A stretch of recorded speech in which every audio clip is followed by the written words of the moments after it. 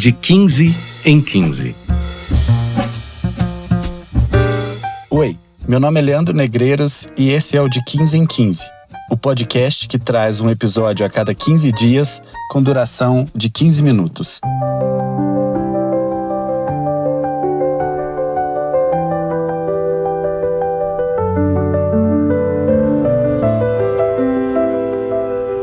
Episódio 4, Ana. Contar parte da vida de uma adolescente não é uma tarefa fácil. Organizar as informações que estão desconexas em sua cabeça e colocá-las em uma sequência para que seja possível algum entendimento, talvez não seja uma das tarefas mais simples. Ocorre que, primeiro, não é fácil ser mulher. Ainda é mais difícil ser mulher adolescente. E depois, quase impossível ser mulher adolescente e pobre. Mas vejamos. Ana tem 17 anos e é fruto da relação de sua mãe com o Miguel, seu pai. Eles nunca foram namorados, mas se relacionaram no passado quando ainda eram bem jovens. Ana cresceu tendo que lidar com o amadurecimento dos dois, o que representa ter vivido à mercê das irresponsabilidades dos dois. Na infância, era até divertido ser disputada pelos pais, mas à medida que foi crescendo, foi percebendo que sua vida nem era uma disputa, mas uma divisão de fardo. Quando criança, vivia mais na creche da comunidade do que na casa da mãe ou na do pai. Achava injusto que sua mãe saísse cedo para trabalhar como babá e a deixasse com as tias da creche, que já chegavam exaustas no trabalho e não tinham condições de dedicar atenção a nenhuma daquelas crianças adequadamente. Mesmo assim, ficou lá o tempo possível e depois pulou para a escola pública. Ali na comunidade, aquele ambiente escolar representa mais medo do que proteção. Não se sabe quando vai ter aula, quando a aula vai ser interrompida pela confusão do tráfico ou da polícia, ou quando será possível chegar ou voltar da escola com segurança. Sem recursos, sem muita didática, a escola vale mais pela merenda do que pelo aprendizado em si. Além dessas questões, Ana traz todos os medos das meninas que nascem em qualquer lugar do país. O medo de andar sozinha, o medo de vestir tal roupa, o medo de passar na rua ou ouvir ela tal, o medo de encontrar o homem X, o medo do que vai ouvir, o medo de ser culpabilizada por qualquer crime que cometam com ela. Ana não se conforma em ter que prestar atenção em quem vai esbarrar ou encostar no ônibus para não passar a sensação de que está se oferecendo. À medida que tem ficado mais velha, Ana coleciona outros desafios.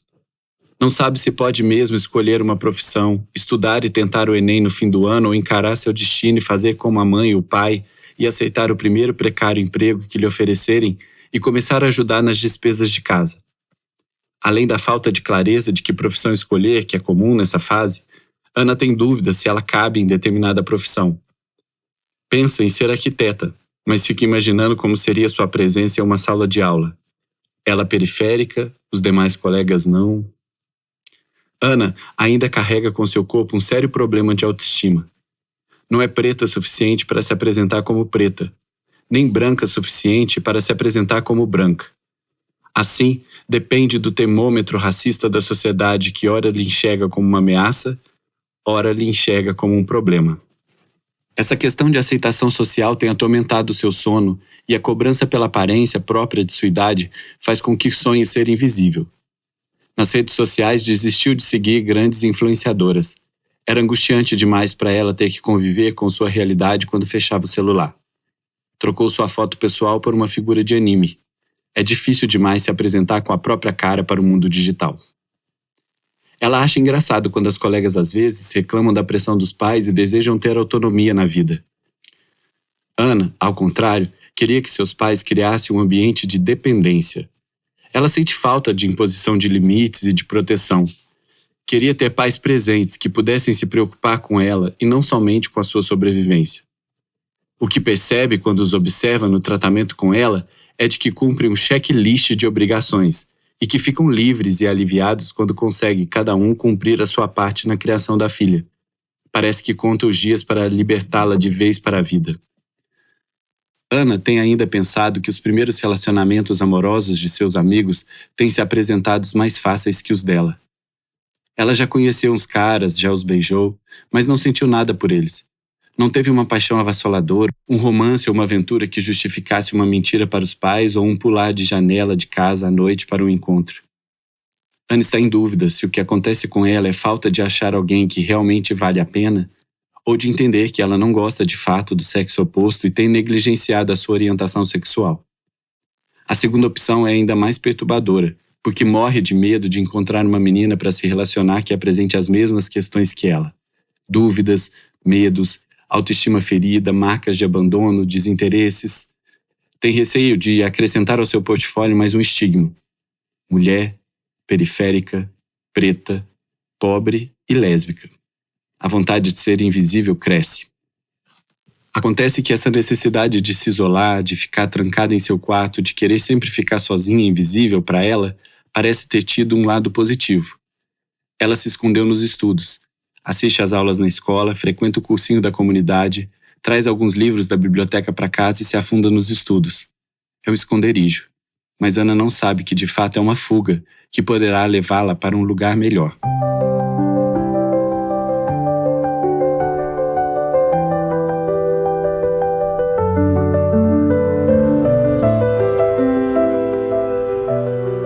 Semana passada saiu o resultado da prova do Enem. Ana se saiu muito bem, muito acima do que esperava, bem acima do que esperavam dela. Sua redação teve nota 1000, um resultado pouco alcançado pelos estudantes do país inteiro.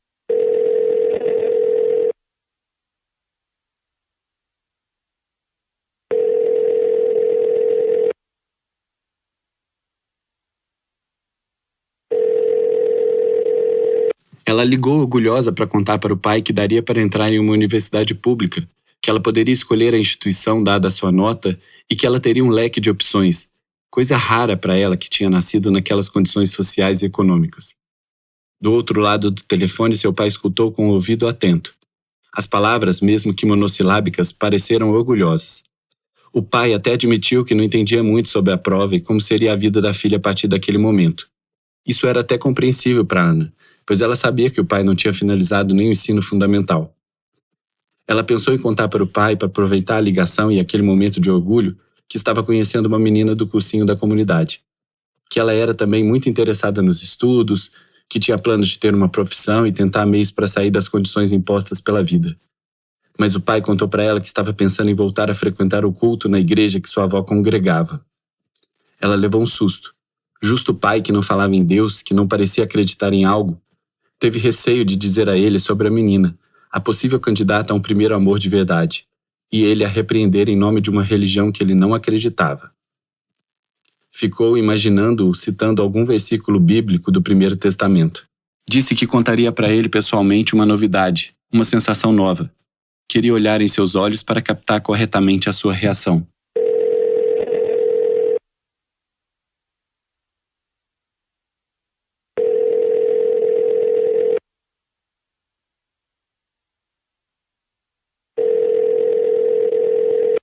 Passado alguns dias, Ana recebeu novamente a ligação do pai. De cara, ela assustou. Ele só ligava para ela para contar que tinha transferido o dinheiro da pensão. Nas outras ocasiões, quando se falavam, eram sempre Ana quem tomava a atitude de discar seu número. O pai a convidou para um almoço na casa de sua avó, a avó Isaura. Queria apresentar para a filha a nova namorada. Teria que ser naquele domingo porque era o seu dia de folga. Pediu para a filha chegar mais cedo para ter mais tempo de conversar. Ana se assustou. A iniciativa do pai de apresentar uma companheira, a vontade dele de ficar mais tempo com ela, a sensação de ter sua aprovação requisitada e sua presença necessária encheu-a de um orgulho e de uma vaidade até então não experimentadas. Ana pensou que seria um bom momento de contar para o pai sobre o que estava se passando em sua intimidade. Quem sabe ele se interessaria por ela. Durante os dias que antecederam o almoço, Ana ficou pensando em cada movimento que faria na ocasião. Pensou na roupa que vestiria, nas palavras que diria quando visse a candidata à madrasta, na maneira como contaria para o seu pai sobre o novo estágio de sua orientação sexual, na conversa que precisaria ter com a avó. Adorava contar segredos para a avó que nem se lembrava quem ela era. Adorava falar as suas intimidades para aquela velha senhora que mantinha o seu olhar opaco no horizonte. Era o jeito de ser cúmplice à família e ao mesmo tempo de não se comprometer com nada do que havia sido dito. Ana sabia que naquela idade as suas ideias mudariam muito rápido, que as suas intimidades perderiam a importância na próxima mudança do calendário e que seus problemas se tornariam menos complexos com o passar dos dias.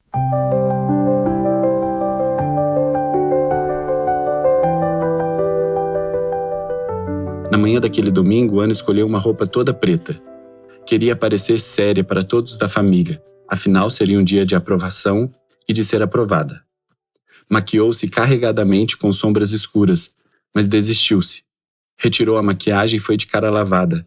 Precisava ser ela mesma, sem máscaras, naquela ocasião. Ana chegou mais cedo. Estava ansiosa para aquele encontro e se adiantou demais. Quando chegou, a cuidadora da avó ainda estava finalizando o banho. Seu pai não tinha chegado ainda do mercado.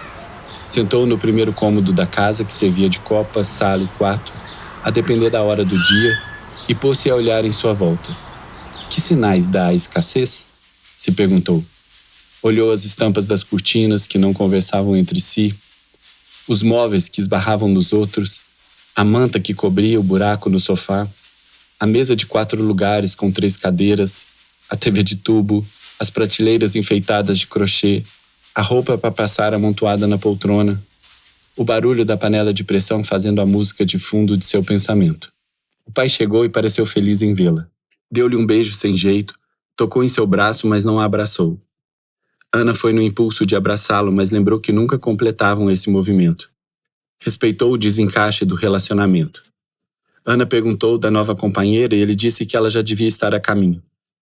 Um silêncio ocupou o tempo em que ele organizou as compras sobre a mesa e foi para a cozinha começar a preparar o almoço. Ana ligou a caixa de som que estava no rack da sala. Não sabia o que o pai gostava de ouvir e escolheu um samba. Colocou o som baixo para não incomodar a bisavó. Como não tinha a visto ainda, não sabia como estava o seu humor naquele dia. Logo, a bisavó Isaura apareceu. Cheirava sabonete. A cuidadora aproveitou o movimento da casa para se despedir e uns minutos depois estavam só os 3 integrantes naquela casa. Ana suspirou, querendo acreditar que aquilo era o significado de família. Mas o silêncio lhe mostrou que havia um caminho ainda a ser percorrido para que aquele pensamento se concretizasse. A bisavó falou algumas coisas desconexas, mas Ana concordou, aproveitando para ser carinhosa. A campainha tocou e o pai pediu para que ela fosse abrir a porta. Ana sabia quem estava do outro lado e sua barriga esfriou com a aventura de conhecer a nova integrante daquele grupo. Era Kátia, a namorada do pai. Ana percebeu que Kátia não tinha a força pessoal das pessoas simpáticas. Despertava em quem a olhasse uma quase culpa, um remorso, uma sensação estranha de desânimo. Convidou-a para entrar e o pai veio logo atrás para recebê-la. Miguel e Kátia se abraçaram, mas não se beijaram. Ana e Kátia sentaram ao lado de Isaura e Miguel voltou para a cozinha para providenciar o almoço. Ana aproveitou para contar em voz alta para que a madrasta e o pai escutassem ao mesmo tempo os detalhes da prova do Enem e quais os seus próximos passos a partir de então. Não percebeu o orgulho de ninguém. A educação apresentava-se como coisa mais distante ainda, desconfiou Ana. Kátia falou de alguns detalhes da vida e Miguel contou que precisaria encontrar novo trabalho para completar a renda e dar conta de tanta despesa. O almoço ocorreu como esperado. Silêncio, rápidos elogios sobre a comida, silêncio, algum comentário sobre o calor e como ficaria o tempo nos próximos dias, e silêncio. Depois da refeição, Kátia ofereceu-se para arrumar a cozinha. Dona Isaura pôs-se a cochilar na cadeira de banho que lhe servia de cadeira de rodas, e Ana e Miguel sentaram-se um ao lado do outro no sofá cheio de buracos. Ana, com medo de que não houvesse nova oportunidade, disse para o pai que precisava contar algo para ele. Emendou que estava apaixonada por uma menina do cursinho, que sempre soube desse sentimento diferente dentro dela, que poderia não voltar mais ali se o pai não quisesse, mas que já tinha tentado outras sensações, mas que não era culpa de ninguém, que ninguém tinha nada a ver com isso, que não sabia se seria para sempre, que queria que fosse, mas que dependeria da menina. O pai a interrompeu com um gesto. Depositou a mão dele sobre a dela, foi o suficiente para paralisá-la. Ana virou seu olhar para o dele e encontrou o olhar de pai que nunca tinha vivenciado. Os olhos marejados de Miguel acolheram a ansiedade da filha. Ele não disse nada, mas ela ouviu tudo. Ele apertou sua mão e disse somente que ela tomasse todas as decisões de sua vida com o propósito de ser mais feliz do que tinha sido até aquele dia. Pediu que ela não se importasse com o que os outros dissessem ou fizessem. Achava que era importante que a filha estudasse muito a ponto de não precisar mais dele daqui uns anos. Ela perguntou para o pai se era um fado para ele. O pai ficou um tempo em silêncio. Buscava não uma palavra a ser dita, mas o entendimento sobre si próprio. Quando começou a falar, não sabia o que ia dizer, mas tentou explicar para Ana o que se passava em seu sentimento. Explicou que sempre foi um fado. Primeiro para a mãe, que não pôde criá-lo. Imaginava o quanto ela deveria se culpar por isso onde quer que estivesse. Depois para a avó, que ficou com o trabalho de lhe construir homem direito. Então, ele não queria enxergar a filha como uma carga em sua vida. Queria mudar o peso das coisas, transformar as responsabilidades em amor. Achava que a filha tinha mais condições de ensiná-lo que ele a ela. Ana sorriu. Entendeu o pai pela primeira vez e percebeu que, por coincidência, era a primeira vez que ele a compreendia. Kátia voltou da cozinha trazendo uma garrafa de café fraco. A bebida não teve outra função além de esfriar aquele encontro e dizer para todos que aquele momento estava se acabando. Ana ajoelhou-se na frente da bisavó para poder despedir dela olhando em seus olhos. A avó entregou para ela um papel em que estava escrito 2 nomes: Irmã Helena e Osório Martins Peixoto. A caligrafia tremida intrigou Ana, que guardou o bilhete no bolso e encaminhou-se para a porta. Surpreendeu-se com seu pai ao seu lado fazendo um movimento para abraçá-la. Os dois deram um abraço não muito demorado, mas foram os melhores segundos vivenciados por Ana naquele domingo. De novo o silêncio e o aceno de despedida. Ana aproveitou para chorar em todo o caminho de volta para casa.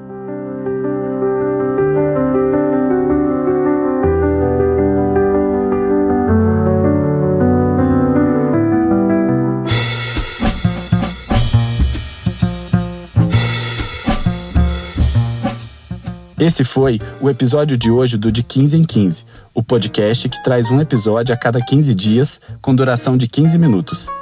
Daqui a 15 dias eu volto para contar uma nova história, porque toda vida merece ser contada.